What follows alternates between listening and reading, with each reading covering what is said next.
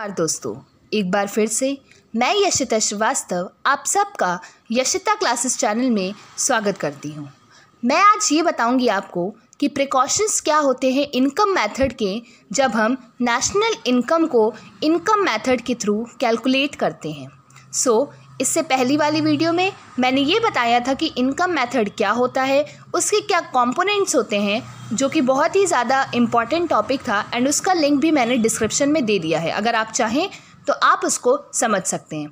तो आइए अब आज का टॉपिक क्लियर करते हैं और समझते हैं कि ऐसी कौन सी चीज़ें हैं जिनका हमें बहुत ज़रूरी ध्यान रखना होगा जब हम नेशनल इनकम को इनकम मेथड के थ्रू कैलकुलेट करते हैं। So the first one is transfer income. Transfer income क्या होता है? ट्रांसफ़र इनकम वो इनकम होती है जो कि हमें इनकम हुई तो होती है बट उसके बदले में हमने कोई काम नहीं किया होता है, कोई प्रोडक्टिव सर्विस को परफॉर्म नहीं किया होता है। ओके, कोई इकोनॉमिक एक्टिविटी को परफॉर्म नहीं किया गया होता है। जैसे मान लीजिए अगर एक बच्चे को 10th क्लास के लिए स्कॉलरशिप मिल रही है, उसके परसेंटेज 90 अबव हैं एंड उसको 15,000 की स्कॉलरशिप मिल रही है गवर्नमेंट की तरफ से, तो ये उसकी ट्रांसफ़र इनकम है क्योंकि उसने उसके लिए कोई भी उसको कुछ प्रोडक्टिव एक्टिविटी परफॉर्म नहीं करनी पड़ी है। एज इट इज़ उसको पैसा मिला है गवर्नमेंट की तरफ से। And the another example can be, आप मान लो ओल्ड एज पेंशन है, जो बुढ़ापे में लोगों को पेंशन मिलती है, उसको अगर आप देखा जाए तो वो भी एक ट्रांसफ़र इनकम है। उसको हमने कोई भी प्रोडक्टिव सर्विस उसके लिए परफॉर्म नहीं की है, गवर्नमेंट ने एज ए हेल्प हमें प्रोवाइड किया है। So not connected with any productive activity, no value addition. Transfer income को हम इसलिए इंक्लूड नहीं करेंगे जब हम नेशनल इनकम को कैलकुलेट करेंगे क्योंकि यहाँ पे कोई प्रोडक्टिव सर्विसेज परफॉर्म हो नहीं रही हैं और इसमें भी कोई वैल्यू एडिशन नहीं है। आइए अब सेकंड देखते हैं कि income from sale of second hand goods will not be included. क्यों?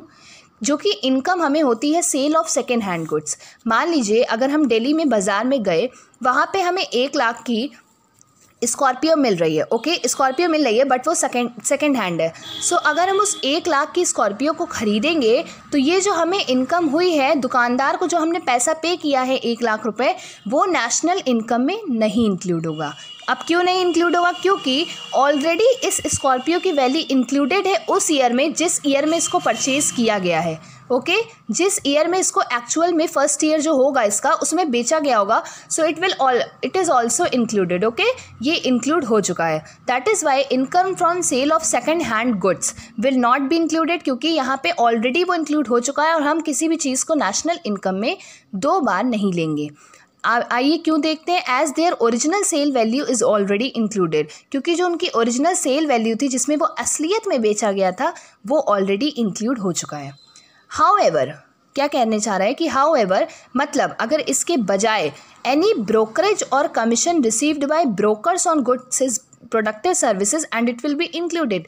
मान लीजिए कोई ब्रोकर है एंड उसने 1 लाख की स्कॉर्पियो को बेचने के लिए 15,000 का कमीशन लिया है, तो जो भी उसने कमीशन लिया है वो हम इंक्लूड करेंगे नेशनल इनकम में। क्यों? क्योंकि उसने कोई प्रोडक्टिव सर्विसेज को परफॉर्म किया है, उसने गाड़ी बेचने के लिए अपने कस्टमर्स को बताया है, अपने कस्टमर्स को लाया है, सो उसने इकोनॉमिक एक्टिविटी परफॉर्म की है। इसीलिए हम नेशनल इनकम कैलकुलेट करते समय इसका ध्यान रखेंगे कि जो सेकेंड हैंड गुड्स है उनकी वैल्यू तो हम नहीं लेंगे, बट अगर कोई ब्रोकरेज है उसके ऊपर अगर कोई कमीशन मिला है ब्रोकर्स को तो हम उसको इंक्लूड करेंगे। ओके, आई होप मुझे उम्मीद है कि आपको ये तो समझ में आ गया होगा। आइए अब देखते हैं कि income from sale of share bonds and debentures will not be included. Why? जो हमारे फाइनेंशियल एसेट्स होते हैं जैसे शेयर, डिबेंचर, बॉन्ड्स, इनका भी हम इंक्लूड नहीं करते हैं। क्यों? क्योंकि as such transaction do not contribute to the current flow of goods and service. ये मतलब पेपर ट्रांजैक्शंस होते हैं जो कि पेपर के थ्रू होते हैं एंड ये इससे कोई भी current flow of goods and services नहीं हो रहा है, कोई हम गुड्स एंड सर्विसेज को प्रोड्यूस नहीं कर रहे हैं, ये हमारे फाइनेंशियल एसेट्स का ट्रांसफर हो रहा है। That is why the income from the sale of shares, bonds and debentures will not be included as such transaction do not contribute to current flow of goods and service। ये कोई भी current flow जो है हमारा goods and services का उसमें कोई भी एडिशन नहीं कर रहा है। दैट इज़ वाई ये इंक्लूड नहीं होगा। Okay, the next one is the windfall gain. Windfall gain क्या होता है? ओके, विंडफॉल गेन वो गेन होता है, वो इनकम होती है जो कि मान लीजिए हमने लॉटरी में पैसा लगाया, हमारी लॉटरी खुल गई। ओके, तो उसकी वजह से हमें पैसे मिल गए। मान लो हमें 50,000 की लॉटरी खुल गई हमारी, तो उसकी वजह से हमें पैसे मिल गए। या तो कोई हॉर्स रेस हो रही थी, ओके, उसकी वजह से हमें पैसे मिल गए। So they are not included as there is no productive activity. Lottery आपकी निकली तो आपने इसके लिए कोई प्रोडक्टिव एक्टिविटी नहीं परफॉर्म की, आपने कोई दिन भर काम नहीं किया था इसके लिए, तो आपकी लॉटरी है। This is only called windfall gain, okay, क्योंकि ये प्रोडक्टिव एक्टिविटी नहीं है। इसको हम नेशनल इनकम कैलकुलेट करते समय नहीं इंक्लूड करेंगे इनकम मेथड से, ओके। आइए अब अगला देखते हैं। अगला है कि imputed value of services provided bye owners of production units will be included. Imputed value मतलब जो भी वैल्यू होती है जिसको हम मतलब एस्टिमेट कर सकते हैं, okay. So imputed value of services provided by the owners of production units will be included as these are productive activities and add to the current flow of goods and service. ये जो imputed value होती है services की, जो भी owners of production units provide करते हैं, जो भी ये प्रोवाइड करेंगे इम्प्यूटेड वैल्यू ऑफ सर्विसेज को, सर्विसेज अगर ये प्रोवाइड करते हैं तो उनकी भी हम नेशनल इनकम में वैल्यू इंक्लूड करेंगे, क्योंकि ये प्रोडक्टिव एक्टिविटी परफॉर्म कर रहे हैं, इसके लिए ये काम कर रहे हैं, इसके लिए मेहनत कर रहे हैं। दैट इज़ वाई इसको हम इंक्लूड करेंगे। किस में इंक्लूड करेंगे? नेशनल इनकम में इंक्लूड करेंगे, जब हम नेशनल इनकम को इनकम मेथड के थ्रू समझेंगे, ठीक है। आइए अब मैं आपको एक बहुत अच्छी चीज़ बताती हूँ, okay. So payment out of past saving, जो भी हमारा पेमेंट होता है पास्ट सेविंग से, like death duties, gift tax are not included because they are paid out of wealth. क्यों?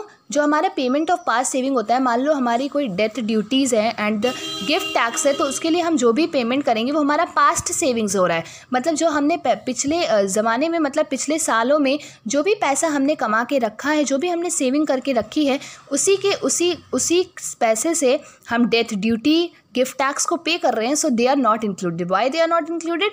Because they are paid out of wealth. इसको हम wealth के थ्रू पे कर रहे हैं, okay. And do not add to the current flow of goods and service. इसको हम paid किससे कर रहे हैं? आउट ऑफ वेल्थ, मतलब जो हमारी पूंजी है उससे हम पे कर रहे हैं। इससे कोई भी current flow of goods and services में एडिशन नहीं हो रहा है। सो आज के लिए बस इतना ही। मुझे पूरी उम्मीद है कि आपको ये वाला टॉपिक समझ में आ गया होगा।